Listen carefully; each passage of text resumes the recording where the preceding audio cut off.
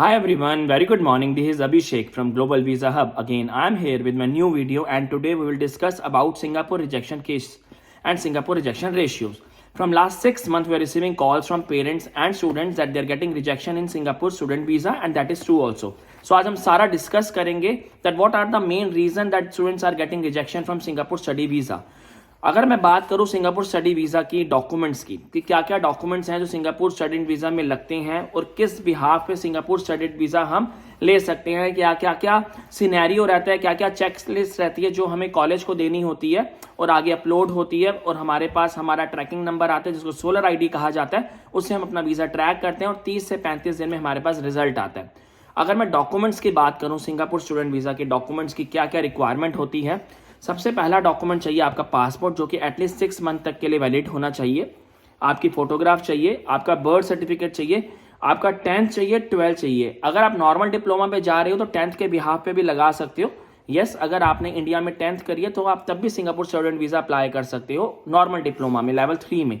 अगर आपने 12th करी है तब भी आप डिप्लोमा ले सकते हो।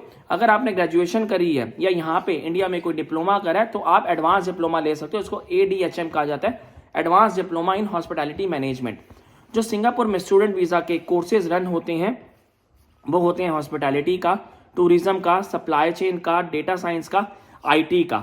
ये 4 या 5 कोर्सेज हैं जो मेजर कोर्सेज हैं जिसमें स्टूडेंट के लिए जाते हैं। मेन कोर्सेज जो होते हैं जिसमें स्टूडेंट जाता है वो हॉस्पिटैलिटी मैनेजमेंट या टूरिज्म के लिए जाता है। ये सारे डॉक्यूमेंट्स प्लस आपकी एक बैंकिंग और वर्क एक्सपीरियंस ये भी मैंडेटरी है। अगर आपके पास वर्क एक्सपीरियंस है, आपने इंडिया में कहीं पे भी कोई भी काम किया है, कोई भी जॉब करी है, कहीं होटल में, कहीं पे भी, तो आप उनका सर्टिफिकेट प्लस अपना एक्सपीरियंस लेटर और ऑफर लेटर भी ज़रूर अपनी फाइल में सबमिट कीजिए।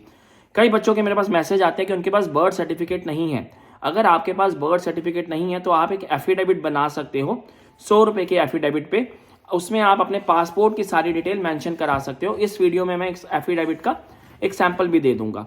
ये 7 documents 10th 12th passport, photograph, आपका वर्क एक्सपीरियंस, आपका बर्थ सर्टिफिकेट, आपकी बैंकिंग, जैसे ये 7 डॉक्यूमेंट्स आपके हमारी टीम ग्लोबल वीज़ा हब के पास आते हैं, हमारी टीम आपके सारे डॉक्यूमेंट्स कॉलेज को शेयर करती है। हम आपके साथ 8 से 9 कॉलेजेस शेयर करते हैं जिसमें से आप सिलेक्ट कर सकते हो कि ये कॉलेज है, इसमें ये वाला कोर्स है और ये फीस है, ये कॉलेज है, इसमें ये वाला कोर्स है, ये फीस है। जो भी आप डिसाइड करते हो हम उस यूनिवर्सिटी या उस कॉलेज या उस इंस्टीट्यूट में आपकी फाइल को आगे लॉग इन करते हैं। फाइल लॉगिन करने के बाद 3 से 4 दिन में हमारे पास ऑफर लेटर आ जाता है। अगर मैं बात करूं कॉलेजेस की या यूनिवर्सिटीज की या इंस्टीट्यूट्स की, सो global visa have a tie up with at least 17 to 18 colleges in Singapore. That totally depends on you कि आप कौन सा कॉलेज चूज करते हो या कौन सा कोर्स चूज करते हो। जैसे ही 3 दिन में ऑफर लेटर आ जाता है, जो भी आपका ग्लोबल वीजा हब का केस मैनेजर होगा वो आपको ऑफर लेटर शेयर करेगा मेल के थ्रू, व्हाट्सएप के थ्रू या जिस भी थ्रू आप जैसे भी कहेंगे, जैसा भी इजी वे होगा। जैसे ही ऑफर लेटर आपके पास आ जाएगा आप उस पर सिग्नेचर करेंगे प्लस अपने ऑफर एक्सेप्टेंस की fees 107 plus $90 submission fees, total $207 something आपको पे करने हैं before your visa. Rest full amount you have to pay once you will get your result. बाकी की अमाउंट तब देनी है जब आपका वीजा आ जाएगा या रिजल्ट आ जाएगा।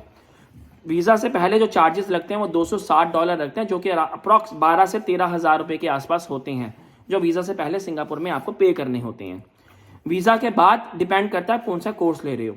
अगर मैं कोर्सेज के प्राइस की बात करूं तो अप्रॉक्स कोर्सेज जो होते हैं, जो फीस होती है, जो फीस स्ट्रक्चर होता है सिंगापुर में वो अप्रॉक्स 2.5 लाख से स्टार्ट हो जाता है और 4.5 लाख के आसपास जाता है। Normal diploma, advance diploma, PG diploma, depend कि आप कौन सा कोर्स करने जा रहे हो। जो नॉर्मल डिप्लोमा स्टार्ट होता है वो 2.5 लाख से होता है। 2.5 लाख की कॉलेज की फीस होती है जिसमें से आप पहले 12-13 हज़ार देते हो। बाकी की जो 2,38,000 की फीस है वो आप देते हो जब आपका वीज़ा या आपका रिजल्ट आ जाता है। हो सकता है रिजल्ट पॉजिटिव हो सकता है रिजल्ट नेगेटिव हो। जो पहले आपने 13,000 रुपये दिए हैं वो दैट इज़ नॉन रिफंडेबल, उसमें आपको रिफंड नहीं मिलता, पर बाकी की फीस आपको नहीं देनी होती अगर वीज़ा नहीं आता। पर success ratio global visa hub की 80 to 85% है सिंगापुर की। अब मैं आपसे बहुत ज़रूरी जो बात मैंने डिस्कस करनी थी, इसके लिए मैंने वीडियो बनाई थी, वो ये था कि सिंगापुर के रिजेक्शंस जो हैं काफ़ी आ रही हैं। सबसे मेन पॉइंट जो सिंगापुर है, अगर एक बारी आपको रिजेक्ट कर देता है उसके बाद चाहे आप अपील कर लो, चाहे आप री अपील कर लो, चाहे आप री अप्लाई कर लो, आप कैसे भी अप्लाई कर दो, 10 में से एक फाइल होगी जो अप्रूव होगी, अगेन 9 फाइल रिजेक्ट हो जाएंगी. Once Singapore give any rejection you will not get the approval again. So that is true from last 7 years I am in the same industry और मैं सिंगापुर 2016 से कर रहा हूँ, तो मैं उस एक्सपीरियंस से आपको बता रहा हूँ. एक बार अगर सिंगापुर रिजेक्ट कर देता है उसके बाद अप्रूवल लेना is very very tough. It's like nothing, mean you will not gate the approval again if you get the rejection. अगर 10 फाइल हम लगाते हैं रिजेक्शन की तो एक ही अप्रूवल आता है, 9 दोबारा रिजेक्ट हो जाते हैं. तो दैट इज़ ट्रू. तो अगर कोई बच्चा दोबारा जैसे रिजेक्शन के बाद मुझे काफ़ी कॉल्स आती हैं मेरी वीडियोज़ देख के या हमारी वेबसाइट देख के, या पुराने बच्चे हमारा रेफरेंस देते हैं सिंगापुर से या यूरोप से या यूके से कि आप इनसे बात कीजिए. जब मेरे पास रिजेक्शन की कॉल्स आती हैं तो मैं आपको पहले क्लियर कर दूं कि rejection ratio, rejection case, we are ready to help you, we are ready to take your file, but we are not assure that will get the approval again. That chances are only 10%. अगर आप apply करना चाहते हो तो आप कर सकते हो. उसमें अगेन अगर वीज़ा नहीं आता तो आपका 12-13 हज़ार रुपये का लॉस होता है. तो इसलिए मैं बच्चों के साथ यही डिस्कस करना चाहता हूँ मेन कि रिजेक्शन के बाद वीज़ा लेना सिंगापुर का इज़ वेरी टफ. दूसरा, कई मेरे पास क्वेश्चन आते थे कि सिंगापुर में अर्निंग कितनी होगी, कमाएंगे कितना, और वहाँ जाने के बाद हम कैसे रहेंगे, कौन पिक करने आएगा, आगे का क्या प्लान्स हैं. सबसे पहला पॉइंट, सिंगापुर में पार्ट टाइम लीगल नहीं है. आप स्टडी के दौरान while your study you will not able and you are not authorize to work. Part time is not legal in Singapore. कई बच्चे करते हैं खर्चा निकालने के लिए पर वो लीगल नहीं है.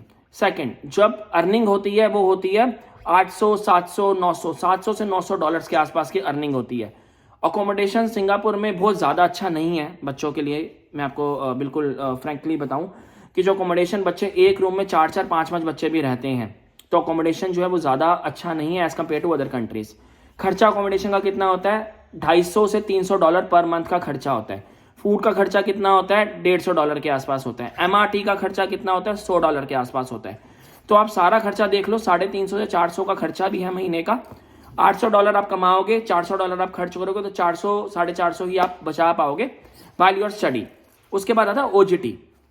6 मंथ की आप स्टडी करोगे, 6 मंथ की आप OJT करोगे. OJT क्या होता है? OJT होता है ऑन जॉब ट्रेनिंग. 6 महीने का आप कोई भी कोर्स ले लीजिए, आप हॉस्पिटैलिटी ले लीजिए, टूरिज्म ले लीजिए, सप्लाई चेन ले लीजिए, IT ले लीजिए. IT में OJT नहीं मिलती, बाकी इन 3 कोर्सेज में OJT मिलती है. ऑन जॉब ट्रेनिंग एक पेड इंटर्नशिप है जिसमें कॉलेज क्या करता है, कॉलेज 6 महीने की आपकी स्टडी कराएगा, बाकी के जो 6 महीने हैं वो आपको एक ऑन जॉब ट्रेनिंग देगा, एक पेड इंटर्नशिप देगा, एक पार्ट टाइम जॉब देगा या एक फुल टाइम जॉब देगा, पर वो 6 महीने की ड्यूरेशन में होगी जिस टाइम का आपका कोर्स ड्यूरेशन था. उस 6 महीने में आपको एक ऑर्गेनाइजेशन मिल जाएगी, एक एम्प्लॉयर मिल जाएगा जहां पे आप जॉब करोगे, चाहे वो होटल हो, चाहे वो रेस्टोरेंट हो, चाहे वो क्लब हो, चाहे वो कुछ भी, कोई भी प्रोफाइल हो.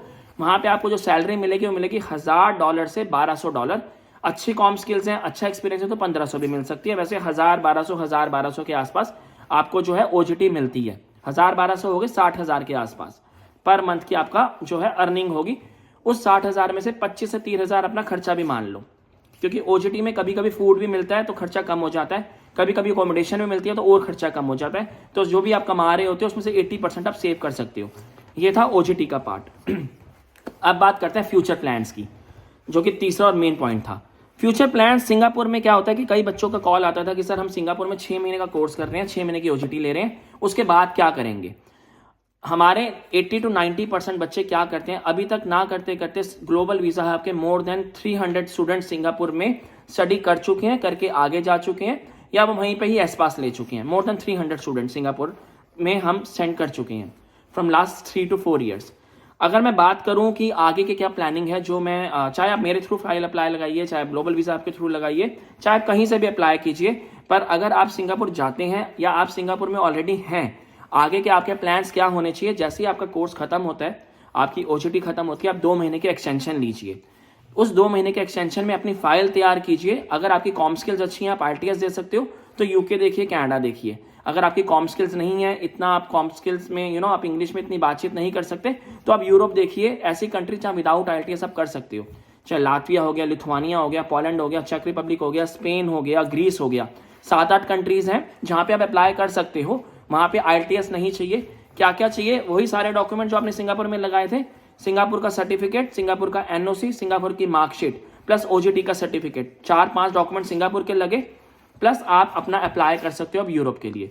यूरोप का खर्चा 4 लाख से स्टार्ट होता है और 8 से 9 लाख तक जाता है, डिपेंड करते हो आप कहाँ पे अप्लाई कर रहे हो.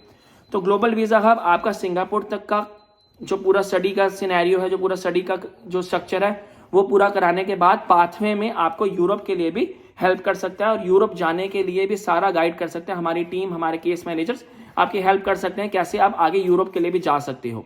तो ये सारा सिनेरियो था, सारा प्रोसेस था सिंगापुर का। स्टिल अगर आपको लगता है कि किसी चीज़ में आपको मेन डिटेल चाहिए, ब्रीफ में डिटेल चाहिए, तो आप नीचे दिए नंबर पे हमसे बात कर सकते हो, हमारी टीम से बात कर सकते हो।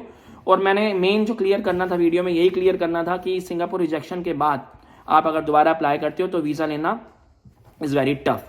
और आप हमारी दूसरी वीडियोस भी देख सकते हो जिसमें हमने study in UK, study in Canada, study in Malta, study in Spain, study in Mauritius, study in Dubai, काफ़ी वीडियोस हमारे चैनल पे हैं, आप देख सकते हो सकता है आपके लिए वीडियो इंपॉर्टेंट ना हो सकता है किसी ऐसे आपके नोन के लिए इंपॉर्टेंट हो जिसने बाहर स्टडी के लिए जाना है, जो ऑलरेडी सिंगापुर में है, सिंगापुर से आगे जाना चाहता है, तब उनके साथ भी ये वीडियो शेयर कर सकते हो।